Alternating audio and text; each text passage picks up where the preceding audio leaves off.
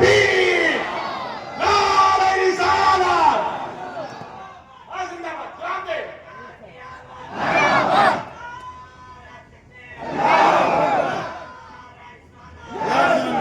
اور سنو، اللہ قادر مطلق ہے، زندہ باد، زندہ باد۔ وہ اچھوں کے گھر میں برے پیدا کر دیتا ہے، بروں کے گھر میں اچھے پیدا کر دیتا ہے، وہ زندوں سے مردوں کو پیدا کر دیتا ہے، مردوں سے زندوں کو پیدا کر دیتا ہے، وہ قادر مطلق ہے۔ اگر یزید بدتمیز ہے، اور بے شک ہے، میں نے جو اگر لگایا اس کی بدتمیز ہونے کی شک پہ نہیں، اگلی بات سے جوڑ رہا ہوں میں، تو اس کی وجہ سے حضرت امیر معاویہ کو آپ گالی کیوں دے رہے ہیں، کہ ان کو برا کیوں کہہ رہے ہیں؟ پھر ذرا یہ بتاؤ نا، جس نے کربلا میں پہلا تیر چلایا تھا تمہیں پتا ہے وہ کس کا بیٹا تھا؟ حضرت سعد بن ابی وقاص کا بیٹا تھا۔ کون سعد بن ابی وقاص پتا ہے؟ جب جنگ ہوئی اور دشمنوں نے حضور کو گھیرے میں لے لیا اور سرکار زخمی ہو گئے، تو حضرت سعد بن ابی وقاص حضور کے آگے آ کے کھڑے ہو گئے۔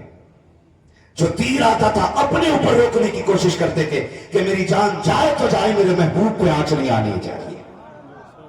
سنو اور دل تھام کے سنو، امید ہے یزیدیوں کی نانی مر جائے گی جو بات میں کرنے لگا ہوں، نانی مرنے والی ہے۔ جب یہ دیکھا حال، حضور نے نا اپنی کمان حضرت عمرو بن سعد کے، حضرت سعد بن ابی وقاص کے، معاذ اللہ، حضرت سعد بن ابی وقاص کے حوالے کی اور فرمایا تیر چلاؤ، ارمی یا سعد تیر چلاؤ۔ پھر حضور اپنے تیر نکال کے کمان سے دیتے حضرت سعد بن ابی وقاص کو، وہ فرماتے تھے ارمی یا سعد فدا کا بھی باؤنگی۔ حضور کہتے تھے سعد تیر چلاؤ، میرے ماں باپ تم پہ قربان ہو جائیں۔ اس صحابی کا بیٹا کربلا میں پہلا تیر مار کے کہتا ہے گواہ رہنا حسین پہ پہلا تیر میں نے چلایا ہے۔ میں پوچھنا چاہتا ہوں، حضور کے صحابی کو گالی دینے کا حق کس نے دیا ہے؟ اگر بروں کے گھر میں اچھے پیدا ہو سکتے ہیں، اچھوں کے گھر میں برے پیدا ہو سکتے ہیں، حضرت امیر معاویہ کے خلاف تمہیں بولنے کا حق کس نے دیا ہے؟ ذرا تاریخ کباب اٹھا کر کے دیکھو، عمر فاروق اعظم لوگ ہیں جن کے دور خلافت میں اسلام 22 لاکھ مربع میل تک پھیلا ہے۔ امیر معاویہ وہ ہے جنہوں نے اسلام کے جھنڈے کو 64 لاکھ مربع میل کی حدوں کے پار پہنچایا ہے۔ پڑھتے کیوں نہیں ہو؟ پڑھو، ہم آخری سانس تک یزید پہ لعنت کرتے رہے۔ بولو، حضرت امیر معاویہ کو ہم کچھ نہیں کہیں، اس لیے کہ حضرت امام حسن نے ان سے سمجھوتا کیا ہے، ہم ان سے آگے نہیں جائیں۔ غور سے سنیے گا، اور اگلی بات بتاؤں، حضرت امیر معاویہ وہ ہیں جن کے لیے حضور نے جھولی پھیلا پھیلا کے دعائیں دی ہیں۔ توجہ ہے نا؟ وقت پورا ہو چلا ہے، بس میں چل رہا ہوں تھوڑا سا آگے۔ تھکے تو نہیں ہے نا ابھی آپ؟ نہیں تھکے نا؟ ہاں جی، سنیے گا غور سے، توجہ رکھیے گا۔ حضرت امیر معاویہ وہ ہیں جن کے لیے حضور نے جھولی پھیلا پھیلا کے دعائیں کی ہیں۔ اور حضرت امیر معاویہ، لوگ بکواس کرتے ہیں، میں آپ کو بتاؤں، جب ملک شام میں تخت پہ حضرت امیر معاویہ بیٹھے نا، بہت غور سے سنیے گا، تخت پہ بیٹھے نا، آپ کی رعایا کا ایک بندہ آ کے کہتا ہے، اس نے کہا کہ میں حج کرنے جا رہا ہوں حضور۔ تو انہوں نے کہا پھر تو مدینے بھی جاؤ گے؟ کہا جی۔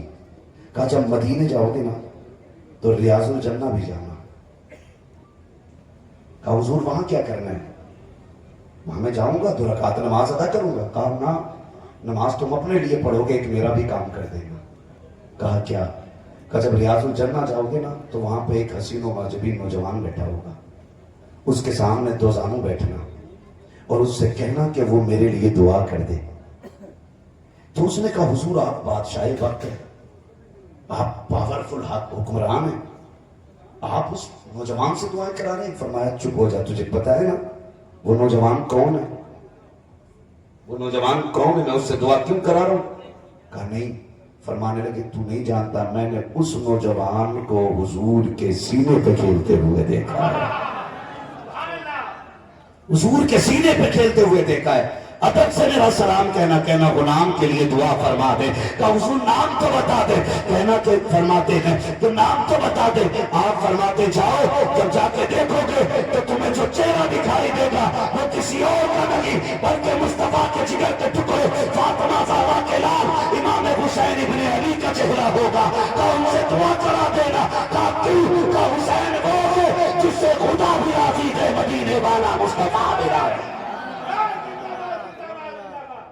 غیرت نہیں آتی ہے امیر معاویہ اپنے لیے دعا کرانے امام حسین سے، اور یہ مرا جا رہا ہے۔ مسئلہ کچھ اور ہے،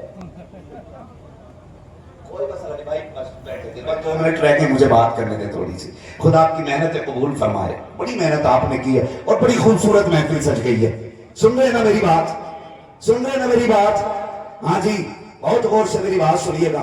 کیا ضرورت پڑی ہے صحابہ کو حضور کی گالی دینے کی؟ ہوتے کون ہیں آپ گالی دینے والے؟ جو حضرت امیر معاویہ کو گالی دے رہے ہیں نا، وہ یہیں نہیں رک رہے ہیں، وہ شیخین تک جا رہے ہیں۔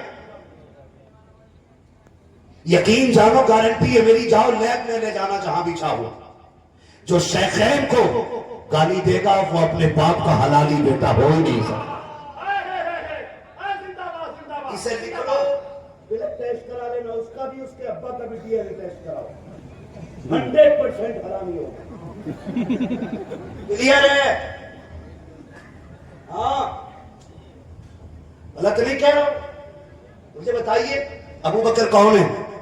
ابو بکر وہ ہیں جس کی تعریف پوری زندگی میرا نبی کرتا رہا ہے۔ حق مار لیا، حق کس کا تھا بھائی؟ تیرے باپ کا تھا، مولا علی کا حق تھا۔ تو میں نے کہا سن، جہاں تک بات مولا علی کی ہے نا، تو ہمارا علی اتنا کمزور نہیں جو مائی کا لال کوئی ان سے ایک دن کا بھی چھین لے۔ وہ تیرا علی ہوگا جو کمزور ہوگا، ہمارا علی اتنا طاقتور ہے کہ ایک ہاتھ آگے بڑھا کے خیبر کی چوکھٹ نکال کے ہوا میں اڑا کے پھینک دیتا ہے۔ وہ تیرا علی ہوگا جس سے لوگ چھین کے لے جاتے ہوں گے۔ ہمارے علی کے بازوؤں میں تو اتنی طاقت ہے کہ جب تلوار چلتی تھی تو ہوائیں کہتی تھی شاہ مردہ شیر یزدہ قوت پروردگار لا فتح الا علی لا سیف الا ذوالفقار۔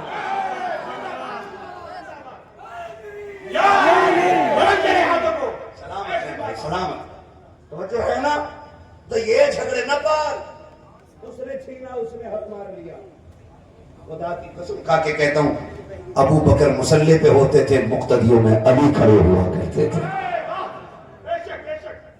ہاں، جب علی جیسے لوگ مقتدیوں میں ہوتے تھے، کسی میں ہمت نہیں ہوتی تھی ابو بکر کے خلاف کوئی بول جائے۔ عمر مسلح پہ ہوتے تھے، علی مقتدیوں میں ہے، ہمت ہے کوئی بول جائے؟ بولو۔ ارے بھائی چلو، انہوں نے اگر فرض کر لو چھین لیا تھا تو ان کے بعد تو حضرت علی کو بیٹھ جانا چاہیے تھا نا؟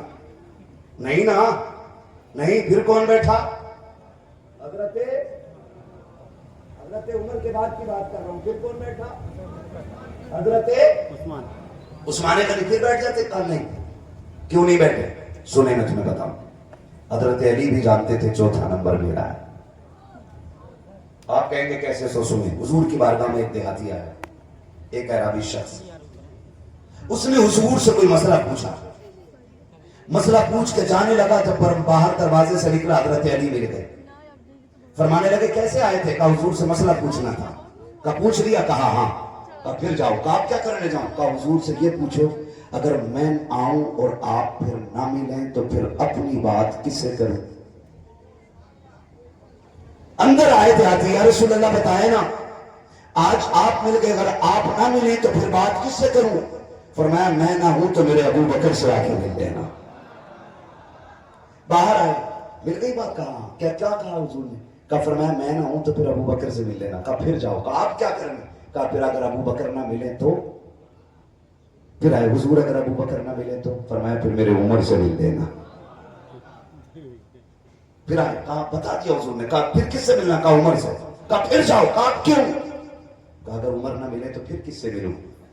تو حضور کے پاس جا کے کہتے ہیں آقا آپ نہ ملیں تو ابو بکر سے ملوں، ابو بکر نہ ملیں تو عمر سے ملوں، عمر نہ ملیں تو؟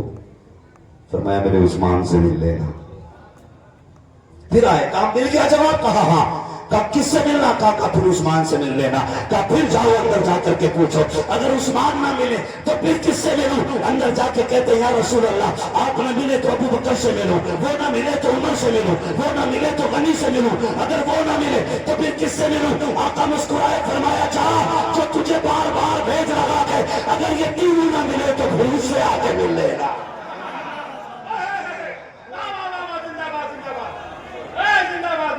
یہ فیصلہ میرے نبی نے کر دیا. علی سے کہو کہ وہ میرے ابو بکر سے کہو کہ وہ میرے مصلی پہ جا کے نماز پڑھا. ہے کہ نہیں توجہ سارے لوگوں کی؟ ہے توجہ سارے لوگوں کی؟ ادھر دیکھا ہاں مفتی صاحب قبلہ کی طرف دیکھا. بیٹھے رہے.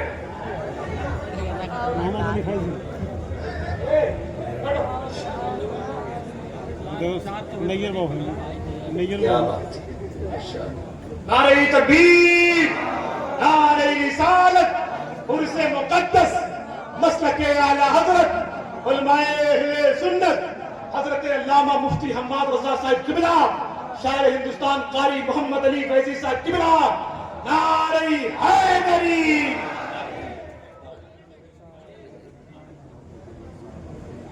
ٹھیک ہے جی, مجھے پتہ لگ گیا ہے کہ اب شام ہو چکی ہے. ٹھیک ہے نا؟ اچھا ایک منٹ سن لیں ذرا سی بات. بھائی محمد علی فیضی صاحب تشریف لا چکے ہیں, ان کو آپ جتنا چاہیں اتنا سنیے گا.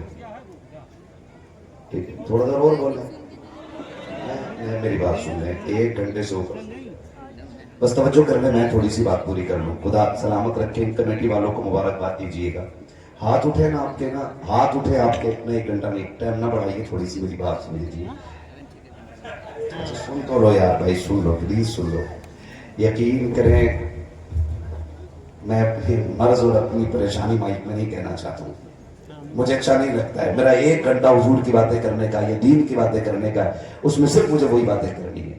میری مجبوری بھی تھوڑی سی سمجھیے, میں کوشش کرتا ہوں جتنی بات کر پاتا ہوں. خدا آپ کو سلامت رکھے. میں کیا کہہ رہا تھا, میں نے کیا کہا کہ حضور نے فرمایا کہ ابو بکر سے کہو کہ وہ نماز پڑھا. ٹھیک ہے نا, اپنی موجودگی میں حضور نے حضرت ابو بکر سے نماز پڑھوائی. یہ جو فالتو کی بکواس لوگ کرتے ہیں نا کہ انہوں نے حق مارا, انہوں نے چھینا, انہوں نے یہ کیا, انہوں نے یہ سب بکواس کرتے ہیں. جھوٹ کے سوا کچھ نہیں ہے, جھوٹ کے سوا کچھ نہیں ہے. چلو میں اگر مان لیتا ہوں آپ کی بات, آپ کہتے ہو کہ حضرت عمر نے حضرت ابو بکر نے حق مارا, تو میرے